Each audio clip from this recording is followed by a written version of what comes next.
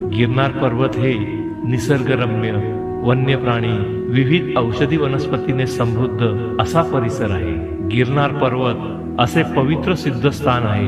येथे अनेक संतांना प्रभू दत्तगुरूंनी साक्षात दर्शन दिले। असं म्हणतात की नेहमीच गुरूंचे स्थान उंचीवर असावे। यासाठी गोरक्षनाथांनी दत्तगुरूंकडे प्रार्थना केली होती की आपल्या चरणांचे दर्शन मला सतत व्हावे।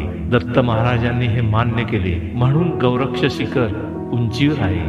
गुरु शिखरावर चढताना काही वेगळाच अनुभव येतो। या ठिकाणी श्री दत्तात्रयांनी तब्बल 12,000 वर्ष तपश्चर्या केली होती। हे त्यांचे अक्षय निवासस्थान आहे। येथे 10 बाय 12 चौरस फूट जागेत भगवान दत्तात्रयांच्या पादुका आणि एक सुबक मूर्ती आहे। उच्च कोटीच्या साधकांना या पादुकांवर साक्षात तेजस्वी असे गुरुदेव दत्त महाराजांचे दर्शन होते आणि मग मानवी जन्म सार्थकी लागतो।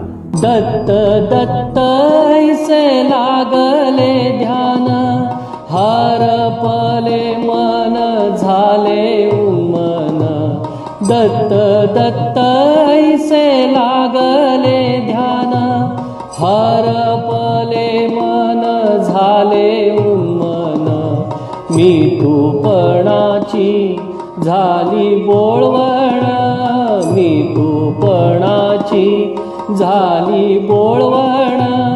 एका जनार्दनी श्री दत्त ध्यान, एका जनार्दनी श्री दत्त ध्यान।